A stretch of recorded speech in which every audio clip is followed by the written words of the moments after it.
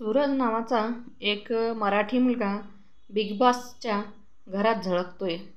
तर त्याच्याविषयी बोलताना तो सांगतोय की मला लग्न करायचं होतं आणि मुलगी पाहण्यासाठी मला 10,000 रुपये द्यावं लागले. तर धनंजय दादा विचारतात की 10,000 कशासाठी द्यावे लागले. तर ते म्हणतात की नारळ वगैरे द्यावं लागतं, त्याच्यासाठी द्यावे लागले असं सांगत होता. आणि मुलगी भेटत नाही. मग प्रत्येकानं वेगवेगळ्या प्रकारचे सल्ले दिले त्यांना की बाबा मुलीच्या मागं जाऊन शोधावं लागतं मुलगी वगैरे. तर तो म्हणतो की शाळेत जातात मुली. तर अभिजित सावंत म्हणतो की शाळेतली मुलगी नाही रे बाबा, कॉलेजमधली मुलगी पटव असं सांगतो.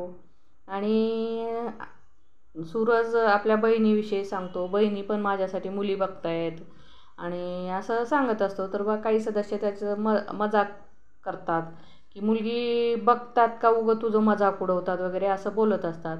तर आजच्या या भागामध्ये सूरजविषयी बरंच काही आहे सांगण्यासारखं.